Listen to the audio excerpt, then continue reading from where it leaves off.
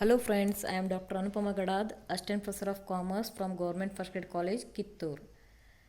In my previous videos, we have discussed in detail on how to prepare the statement of accounts under limited liability partnership. Today, in this class, we will see how to solve problems on it when it is asked to prepare the statement of assets and liabilities and also the statement of income and expenditure for 15 marks.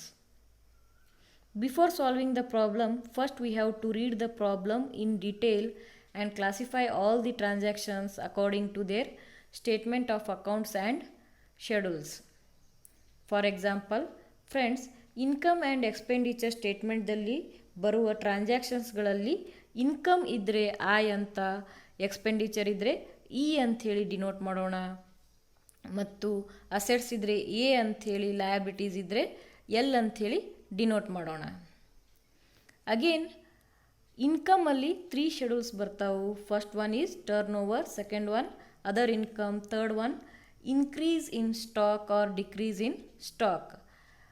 Turn over ಇದ್ದರೆ I T ಅಂಥೇಳಿ, other income ಇದ್ದರೆ I O ಅಂಥೇಳಿ, increase ಇತ್ತಂದರೆ I ಅಂಥೇಳಿ, decrease in stock ಇದ್ದರೆ I D ಅಂಥೇಳಿ denote ಮಾಡೋಣ. ಅದೇ ರೀತಿಯಲ್ಲಿ ಎಕ್ಸ್ಪೆಂಡಿಚರ್ನಲ್ಲಿ ಫಸ್ಟ್ ಒನ್ ಈಸ್ ಪರ್ಚೇಸಸ್ ಇದ್ದರೆ ಇ ಪಿ ಒನ್ ಅಂಥೇಳಿ ಡಿನೋಟ್ ಮಾಡೋಣ. ನೆಕ್ಸ್ಟ್ ಪರ್ಸ್ನಲ್ ಎಕ್ಸ್ಪೆನ್ಸಸ್ ಇದ್ದರೆ ಇ ಪಿ ಟು ಅಂಥೇಳಿ ಡಿನೋಟ್ ಮಾಡೋಣ.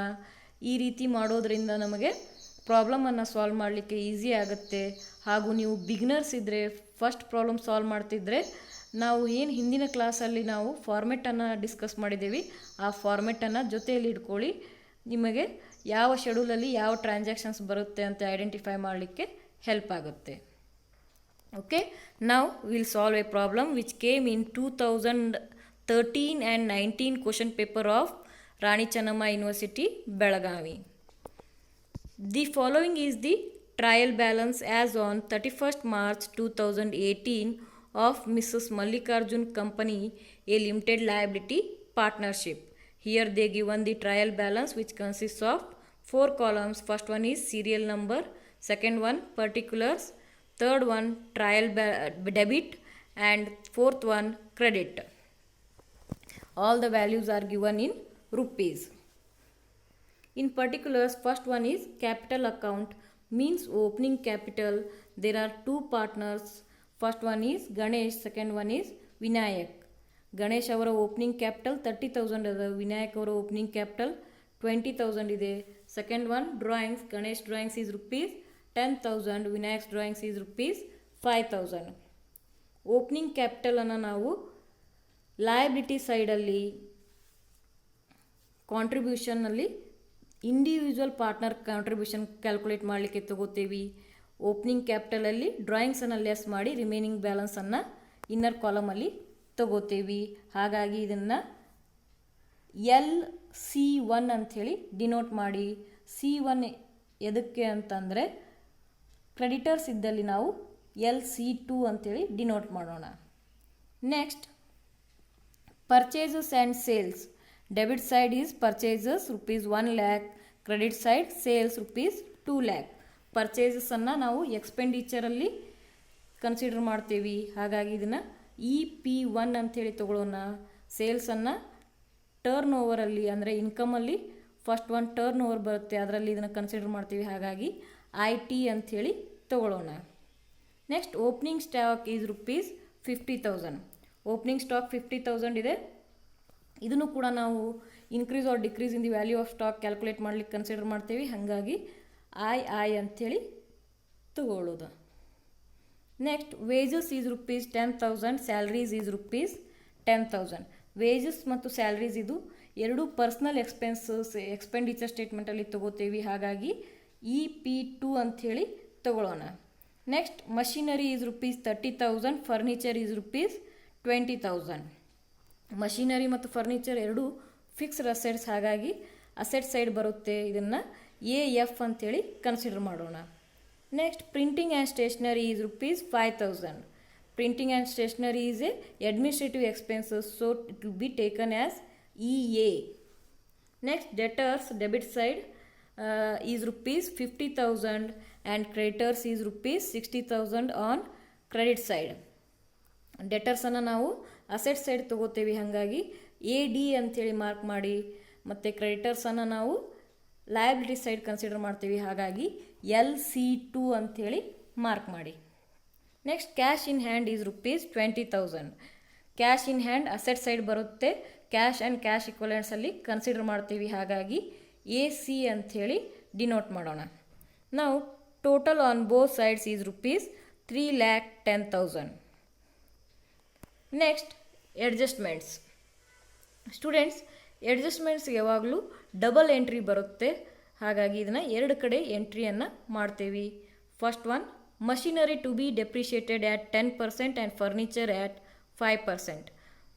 ಮಷಿನರಿ ಮತ್ತು ಫರ್ನಿಚರು ಡೆಪ್ರಿಷಿಯೇಷನನ್ನು ಚಾರ್ಜ್ ಮಾಡಲಿಕ್ಕೆ ಹೇಳಿದ್ದಾರೆ. ಈ ಡೆಪ್ರಿಷಿಯೇಷನನ್ನು ನಾವು ಇನ್ಕಮ್ ಆ್ಯಂಡ್ ಎಕ್ಸ್ಪೆಂಡಿಚರ್ ಸ್ಟೇಟ್ಮೆಂಟಲ್ಲಿ ಎಕ್ಸ್ಪೆಂಡಿಚರ್ ಸೈಡ್ ಡೆಪ್ರಿಷಿಯೇಷನ್ ತೋರಿಸ್ತೀವಿ, ಹಾಗಾಗಿ ಇದನ್ನು ಅಲ್ಲೇ ಕನ್ಸಿಡರ್ ಮಾಡೋಣ. ಇದಕ್ಕೆ ED ಅಂಥೇಳಿ ತೋರಿಸಿ, ಪ್ಲಸ್ ಇದನ್ನು ಅಸೆಟ್ಸ್ ಆ್ಯಂಡ್ ಲಯಬಿಲಿಟಿ ಸ್ಟೇಟ್ಮೆಂಟಲ್ಲಿ ಫಿಕ್ಸ್ಡ್ ಅಸೆಟ್ಸಲ್ಲಿ ಡೆಪ್ರಿಷಿಯೇಷನನ್ನು ಲೆಸ್ ಮಾಡಿಕೊಂಡು ನಾವು ರಿಮೈನಿಂಗ್ ಬ್ಯಾಲೆನ್ಸನ್ನು ತೊಗೋತೀವಿ, ಹಾಗಾಗಿ AF ಅಂಥೇಳಿ ಕೂಡ ಬರೀರಿ.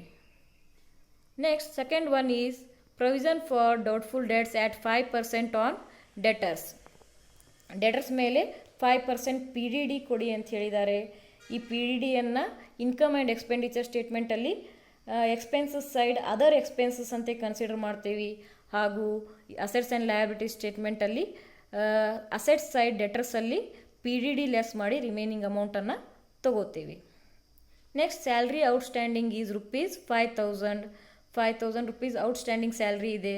ಟ್ರಯಲ್ ಬ್ಯಾಲೆನ್ಸಲ್ಲಿ 10,000 ಕೊಟ್ಟಿದ್ದಾರೆ, ಎಡಿಷ್ನಲ್ 5,000 rupees ಔಟ್ಸ್ಟ್ಯಾಂಡಿಂಗ್ ಇದೆ. ಇನ್ಕಮ್ ಆ್ಯಂಡ್ ಎಕ್ಸ್ಪೆಂಡಿಚರ್ ಸ್ಟೇಟ್ಮೆಂಟಲ್ಲಿ ಸ್ಯಾಲ್ರೀಸ್ 10,000 ತೊಗೊಂಡು ಆ್ಯಡ್ ಔಟ್ಸ್ಟ್ಯಾಂಡಿಂಗ್ ಅಂಥೇಳಿ 5,000 ಆ್ಯಡ್ ಮಾಡಿ 15,000 ಇನ್ನರ್ ಕಾಲಮಿಗೆ ತೊಗೋತೀವಿ. ಪ್ಲಸ್ ಅಸೆಟ್ಸ್ ಆ್ಯಂಡ್ ಲಯಬಿಲಿಟಿ ಸ್ಟೇಟ್ಮೆಂಟಲ್ಲಿ ಲಯಬಿಲಿಟೀಸ್ ಸೈಡ್ ಅದರ್ ಲಯಬಿಲಿಟೀಸಲ್ಲಿ ಕನ್ಸಿಡರ್ ಮಾಡ್ತೀವಿ. Next interest on capital is to be allowed at 5% per annum. Per year 5% interest on capital ಕೊಡಿ ಅಂತ ಹೇಳಿದ್ದಾರೆ. ಇದನ್ನು ಕೂಡ ಇನ್ಕಮ್ ಆ್ಯಂಡ್ ಎಕ್ಸ್ಪೆಂಡಿಚರ್ ಸ್ಟೇಟ್ಮೆಂಟಲ್ಲಿ expenditure side interest on capital ಅಂಥೇಳಿ ಇಂಟ್ರೆಸ್ಟ್ ಆರ್ ಫೈನಾನ್ಷಿಯಲ್ ಕಾಸ್ಟ್ ಅಂತೇಳಿ ಬರುತ್ತಲ್ಲ, ಅದರಲ್ಲಿ ಇಂಟ್ರೆಸ್ಟ್ ಆನ್ ಕ್ಯಾಪಿಟಲ್ ಅಂತೇಳಿ ಇಂಡಿವಿಜುವಲ್ ಪಾರ್ಟ್ನರ್ ಇಂಟ್ರೆಸ್ಟನ್ನು ಕ್ಯಾಲ್ಕುಲೇಟ್ ಮಾಡಿ ಇನ್ನರ್ ಕಾಲಮ್ಗೆ ತಗೋತೀವಿ. ಪ್ಲಸ್ ಅಸೆಟ್ಸ್ ಆ್ಯಂಡ್ ಲಯಬಿಲಿಟಿ ಸ್ಟೇಟ್ಮೆಂಟಲ್ಲಿ ಕಾಂಟ್ರಿಬ್ಯೂಷನಲ್ಲಿ ಓಪನಿಂಗ್ ಕ್ಯಾಪಿಟಲ್ಗೆ ಆ್ಯಡ್ ಇಂಟ್ರೆಸ್ಟ್ ಆನ್ ಕ್ಯಾಪಿಟಲ್ ಅಂಥೇಳಿ ಇಂಡಿವಿಜುವಲ್ ಪಾರ್ಟ್ನರ್ ಇಂಟ್ರೆಸ್ಟ್ ಆನ್ ಕ್ಯಾಪಿಟಲನ್ನು ಆ್ಯಡ್ ಮಾಡ್ತೀವಿ. Next profits and losses are shared equally. Profit ಮತ್ತು ಲಾಸಸನ್ನು ಈಕ್ವಲ್ ಆಗಿ ಶೇರ್ ಮಾಡ್ಕೋತಾರೆ. Closing stock valued at rupees 30,000. Opening capital 50,000 ಇದೆ, ಕ್ಲೋಸಿಂಗ್ ಸ್ಟಾಕು 30,000 ಇದೆ. 30,000 ಮೈನಸ್ 50,000 ಮಾಡಿದರೆ ಮೈನಸ್ 20,000 ಬರುತ್ತೆ, ಅಂದರೆ value of stock is decreased. So it will be taken as decrease in stock in income and expenditure statement, and also the value of closing stock is taken in the asset side in inventories. Last one, provide 30% tax on profit. Profit before tax ಅಲ್ಲಿ ಬಂದಿದ್ರಲ್ಲಿ 30% ಟ್ಯಾಕ್ಸನ್ನು ನಾವು deduct ಮಾಡಬೇಕು, ಆವಾಗ ನಮಗೆ profit after tax ಸಿಗುತ್ತೆ. Income and expenditure ಸ್ಟೇಟ್ಮೆಂಟಲ್ಲಿ ತೋರಿಸ್ತೀವಿ, plus assets and liability ಸ್ಟೇಟ್ಮೆಂಟಲ್ಲಿ ಪ್ರೊವಿಷನ್ಸಲ್ಲಿ ಇದನ್ನು ಪ್ರೊವಿಷನ್ ಆನ್ ಇನ್ಕಮ್ ಟ್ಯಾಕ್ಸ್ ಅಂಥೇಳಿ ತೋರಿಸ್ತೀವಿ. At last, prepare the statement of income and expenditure and the statement of assets and liabilities as at 31st March 2018 of the limited liability partnership. Income and expenditure statement ಮತ್ತು assets and liability ಸ್ಟೇಟ್ಮೆಂಟನ್ನು prepare ಮಾಡಲಿಕ್ಕೆ ಹೇಳಿದ್ದಾರೆ ಈ ಪ್ರಾಬ್ಲಮಲ್ಲಿ. ಹಾಗಾಗಿ first ನಾವು income and expenditure ಸ್ಟೇಟ್ಮೆಂಟನ್ನು ready ಮಾಡ್ತೀವಿ to calculate the share of profit of each partner. So statement of income and expenditure for the year ending 31st March 2018. We have to draw a table consisting of 3 columns. First one particular, second one amount, and last one total. In income and expenditure statement, first part is income. In that, A turnover means sales. ಈ ಪ್ರಾಬ್ಲಮಲ್ಲಿ sales 2 lakh rupees ಇದೆ. 2 lakh rupees inner column ತೊಗೊಂಡಿದ್ದೀವಿ. Excise duty ಅಥವಾ sales return ಇತ್ತಂದರೆ less ಮಾಡಬೇಕು, ಆದರೆ ಈ ಪ್ರಾಬ್ಲಮಲ್ಲಿ ಇಲ್ಲ, ಹಾಗಾಗಿ ನಿಲ್ ತೊಗೊಂಡಿದ್ದೀವಿ. Net turnover is ₹2 lakh. Next other income ಕೊಟ್ಟಿಲ್ಲ ಈ ಪ್ರಾಬ್ಲಮಲ್ಲಿ, ಹಾಗಾಗಿ ನಿಲ್ ತೊಗೊಂಡಿದ್ದೀವಿ. ಓಪನಿಂಗ್ ಸ್ಟಾಕ್ 50,000 ಇದೆ, ಕ್ಲೋಸಿಂಗ್ ಸ್ಟಾಕ್ 30,000 ಇದೆ. ಓಪನಿಂಗ್ ಸ್ಟಾಕು ಕ್ಲೋಸಿಂಗ್ ಸ್ಟಾಕ್ಗಿಂತ ಜಾಸ್ತಿ ಇದ್ದರೆ ಡಿಕ್ರೀಸ್ ಇನ್ ಸ್ಟಾಕ್ ಅಂತ ಕನ್ಸಿಡರ್ ಮಾಡ್ತೀವಿ. ಓಪನಿಂಗ್ ಸ್ಟಾಕ್ ಕಡಿಮೆ ಇದ್ದು ಕ್ಲೋಸಿಂಗ್ ಸ್ಟಾಕ್ ಜಾಸ್ತಿ ಇದ್ದರೆ ಇನ್ಕ್ರೀಸ್ ಇನ್ ಸ್ಟಾಕ್ ಅಂತ ಕನ್ಸಿಡರ್ ಮಾಡ್ತೀವಿ. ಇಲ್ಲಿ ಓಪನಿಂಗ್ ಸ್ಟಾಕ್ 50,000 ಇದೆ, ಜಾಸ್ತಿ ಇದೆ, ಕ್ಲೋಸಿಂಗ್ ಸ್ಟಾಕ್ ವ್ಯಾಲ್ಯೂ ಕಡಿಮೆ ಇದೆ, ಹಾಗಾಗಿ ಇದು -20,000 ಬಂದಿದೆ. ಡಿಕ್ರೀಸ್ ಇನ್ ಸ್ಟಾಕ್ ಮೈನಸ್ ಇದೆ. 2 ಲ್ಯಾಕಲ್ಲಿ 20,000 ಲೆಸ್ ಮಾಡಿದರೆ 1,20,000. This is the gross income. Next expenditure. That first one is purchases. Direct purchases 1 lakh rupees ಕೊಟ್ಟಾರೆ, ರಿಟರ್ನ್ ಇಲ್ಲ, ಹಾಗಾಗಿ ಡೈರೆಕ್ಟ್ 1 lakh rupees ತೊಗೊಂಡಿದ್ದೇವೆ. Next B personal expenses. Personal ಎಕ್ಸ್ಪೆನ್ಸಸ್ಸಲ್ಲಿ 2 ಐಟಮ್ಸ್ ಬರ್ತಾವೆ. First one is salaries ₹10,000. To that we have to add outstanding which is given in additional information, that is 5,000. 10,000 plus 5,000, total 15,000 taken in the inner column. Next wages. Wages 10,000 direct ಆಗಿ inner ಕಾಲಮಲ್ಲಿ ತೊಗೊಂಡಿದ್ದೇವೆ. Next administrative expenses. Administrative ಎಕ್ಸ್ಪೆನ್ಸಸ್ಸಲ್ಲಿ ಒಂದೇ transaction ಇದೆ, ಅದು printing and stationery ₹5,000. Next selling expenses ಯಾವುದು transactions ಇಲ್ಲ, ಹಾಗಾಗಿ ನಿಲ್. Next depreciation. ಮಷಿನರಿ ಮೇಲೆ ಮತ್ತು ಫರ್ನಿಚರ್ ಮೇಲೆ ನಾವು ಡೆಪ್ರಿಷಿಯೇಷನ್ನ ಕೊಡಬೇಕು. ಮಷಿನರಿ ವ್ಯಾಲ್ಯೂ ಎಷ್ಟಿದೆ ಅಂದರೆ 30,000 ಇದೆ, ಅದರ ಮೇಲೆ 10% ಡೆಪ್ರಿಷಿಯೇಷನ್ ಚಾರ್ಜ್ ಮಾಡಿದರೆ 10,000 ಬರುತ್ತೆ, 3,000 ಬರುತ್ತೆ. ಹಾಗೂ ಫರ್ನಿಚರ್ 20,000 ಇದೆ, ಅದರ ಮೇಲೆ 5% ಡೆಪ್ರಿಷಿಯೇಷನ್ ಚಾರ್ಜ್ ಮಾಡಿದರೆ 1,000 ಬರುತ್ತೆ. ಟೋಟಲ್ 4,000 ಇನ್ನರ್ ಕಾಲಮ್ಗೆ ತೊಗೊಂಡಿದ್ದೇವೆ. Next interest on capital. ಈ individual partners interest on capital calculation ಮಾಡಬೇಕು. ಗಣೇಶ್ ಅವರ ಓಪನಿಂಗ್ ಕ್ಯಾಪಿಟಲ್ 30,000 ಇದೆ, ಅದರ ಮೇಲೆ 5% ಮಾಡಿದರೆ 1,500 ಬಂತು. ವಿನಾಯಕ್ ಅವರ ಓಪನಿಂಗ್ ಕ್ಯಾಪಿಟಲ್ 20,000 ಇದೆ, ಅದರ ಮೇಲೆ 5% ಮಾಡಿದರೆ 1,000 ಬಂತು. Total 2,500 taken in the inner column. Next schedule is other expenses. In other expenses provision for doubtful debts. Debtors ಪ್ರಾಬ್ಲಮಲ್ಲಿ ಟ್ರಯಲ್ ಬ್ಯಾಲೆನ್ಸಲ್ಲಿ 50,000 ಕೊಟ್ಟಿದ್ದಾರೆ. 50,000 ಮೇಲೆ 5% ಮಾಡಿದರೆ 2,500 ಬರುತ್ತೆ. ಈ ರೀತಿ ಟೋಟಲ್ ಮಾಡಿದರೆ ಎಲ್ಲ ಎಕ್ಸ್ಪೆನ್ಸನ್ನು 1,39,000 ಬಂತು. 1,39,000 1,80,000 ಲೆಸ್ ಮಾಡಿದರೆ balance is 41,000. This is the profit before tax. Next we have to deduct tax to get profit after tax. 41,000 ಮೇಲೆ 30% ನಾವೇನು ಮಾಡಬೇಕಂದ್ರೆ ಇನ್ಕಮ್ ಟ್ಯಾಕ್ಸ್ಗೆ ಪ್ರೊವಿಷನನ್ನು ಕೊಡಬೇಕು. 41,000 ಮೇಲೆ 30% ಮಾಡಿದರೆ 12,300 ಬಂತು. 12,300 41,000 ಲೆಸ್ ಮಾಡಿದರೆ balance is 28,700. It is the profit after tax. This amount is used to distribute the profit among the partners according to their profit sharing ratio. Now the balance of profit transferred to partners. Here profit sharing ratio is equal, so 28,700 equal ಆಗಿ ಗಣೇಶ್ ಮತ್ತು ವಿನಾಯಕ್ ಅವ್ರಿಗೆ distribute ಮಾಡ್ತೀವಿ.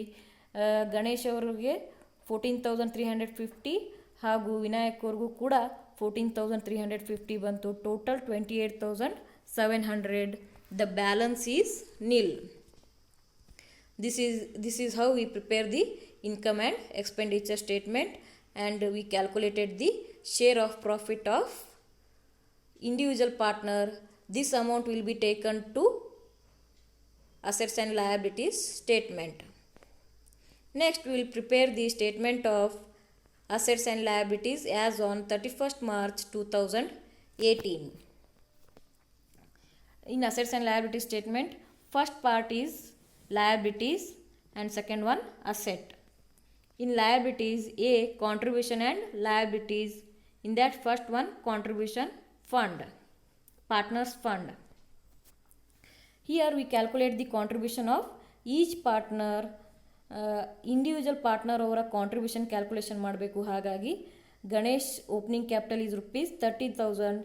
To that we have to add interest on capital of rupees 1,500, which we already calculated, and share of profit from income and expenditure statement is rupees 14,350. Total 45,850.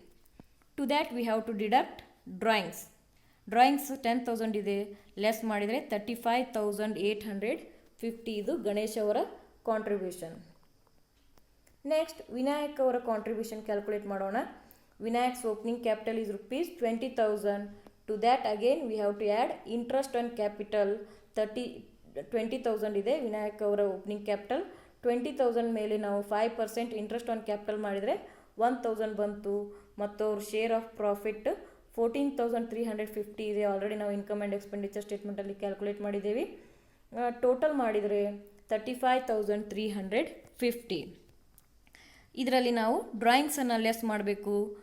Drawings Vinayak ಅವ್ರದ್ದು 5,000 ಇದೆ, less ಮಾಡಿದರೆ balance is 30,350. ಈಗ ಗಣೇಶ್ ಮತ್ತು ವಿನಾಯಕ್ ಇಬ್ಬರದು contribution total ಮಾಡಿದರೆ 66,200. Already ನಾವು contribution ಯಾವ ರೀತಿ ಕ್ಯಾಲ್ಕುಲೇಟ್ ಮಾಡ್ಬೋದು ಅಂಥೇಳಿ 5 ಮಾರ್ಕ್ಸ್ ಪ್ರಾಬ್ಲಮ್ ಸಾಲ್ವ್ ಮಾಡಿದಾಗ ನಿಮಗೆ ಡಿಟೇಲಾಗಿ ಡಿಸ್ಕಸ್ ಮಾಡಿದ್ದೀವಿ. ನೆಕ್ಸ್ಟ್ ರಿಸರ್ವ್ಸ್ ಆ್ಯಂಡ್ ಸರ್ಪ್ಲಸ್ ಯಾವುದು ಇನ್ಫಾರ್ಮೇಷನ್ ಇಲ್ಲ, ಹಾಗಾಗಿ ನಿಲ್ ಅಂತ ತೊಗೊಂಡಿದ್ದೀವಿ. Next liabilities in that A secured loan, B unsecured loan, short term borrowings. 3 liabilities are there, but there is no items in this schedule, so we are taken it as nil. Next one is creditors.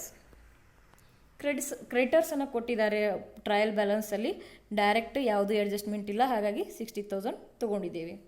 Next other ಲಯಬಿಲಿಟೀಸಲ್ಲಿ additional ಇನ್ಫಾರ್ಮೇಷನಲ್ಲಿ salary outstanding ಕೊಟ್ಟಿದ್ದಾರೆ, 5,000 ಇದೆ, ಅದನ್ನು ಕೂಡ ಇಲ್ಲಿ consider ತೊಗೊಂಡಿದ್ದೀವಿ. Next provision for income tax ಪ್ರೊವಿಷನ್ನು ನಾವು ಆಲ್ರೆಡಿ ಕ್ಯಾಲ್ಕುಲೇಟ್ ಮಾಡಿದ್ದೇವೆ. 41,000 ಮೇಲೆ 30% ಮಾಡಿದರೆ 12,300 ಬಂದಿದೆ. ನಾವು ಎಲ್ಲ ಲಯಬಿಲಿಟೀಸನ್ನು ಟೋಟಲ್ ಮಾಡಿದರೆ 1,43,500 is the total liabilities of Mrs Mallikarjun company. Next will calculate the assets. In assets first one is fixed assets. In that machinery opening capital is rupees 30,000. To that we have to deduct depreciation at 10%. 30,000 ಮೇಲೆ 10% calculate ಮಾಡಿದರೆ 3,000 ಬರುತ್ತೆ. 3,000 ಅನ್ನು 30,000 less ಮಾಡಿದರೆ 27,000 is the balance. Next furniture opening capital is rupees 20,000. On that we have to deduct 5% depreciation. 20,000 ಮೇಲೆ 5% ಮಾಡಿದರೆ 1,000 ಬಂತು. Next balance is 19,000 taken in the outer column. ಈ ಪ್ರಾಬ್ಲಮಲ್ಲಿ investments ಮತ್ತು ಲೋನ್ಸ್ ಆ್ಯಂಡ್ ಅಡ್ವಾನ್ಸಸ್ ಯಾವುದೂ ಕೊಟ್ಟಿಲ್ಲ, ಹಾಗಾಗಿ ನಿಲ್ ತೊಗೊಂಡಿದ್ದೀವಿ. ನೆಕ್ಸ್ಟ್ ಇನ್ವೆಂಟರೀಸಲ್ಲಿ ಎಡಿಷ್ನಲ್ ಇನ್ಫಾರ್ಮೇಷನಲ್ಲಿ ಕೊಟ್ಟಿದ್ದಾರೆ. ಕ್ಲೋಸಿಂಗ್ ಸ್ಟಾಕ್ ವ್ಯಾಲ್ಯೂ 30,000 ಇದೆ, ಅದನ್ನು ಡೈರೆಕ್ಟಾಗಿ 30,000 ತೊಗೊಂಡಿದ್ದೀವಿ. ನೆಕ್ಸ್ಟ್ ಡೆಟರ್ಸ್ ಓಪನಿಂಗ್ ಬ್ಯಾಲೆನ್ಸ್ ಎಷ್ಟಿದೆ ಅಂದರೆ 50,000 ಇದೆ. ಇದರ ಮೇಲೆ ನಾವು ಪ್ರೊವಿಷನ್ ಫಾರ್ ಡೌಟ್ಫುಲ್ ಡೆಟ್ಸನ್ನು ಕ್ಯಾಲ್ಕುಲೇಟ್ ಮಾಡಬೇಕು. 50,000 ಮೇಲೆ 5% PDD ಕ್ಯಾಲ್ಕುಲೇಷನ್ ಮಾಡಿದರೆ 2,500 ಬರುತ್ತೆ. 50,000 ಮೈನಸ್ 2,500 ಮಾಡಿದರೆ 47,500 is the balance. Next cash and cash ಇಕ್ವಲೆಂಟ್ಸಲ್ಲಿ only one item is there, that is cash in hand rupees 20,000. And last one, other assets, there is no items under other assets, so taken it as nil. Now total assets is rupees 1,43,500. Total liabilities ಮತ್ತು total assets ಎರಡೂ ಕೂಡ 1,43,500 ಬಂದಿದೆ. This is the way how to calculate the income and expenditure statement and also the assets and liabilities statement. Thank you.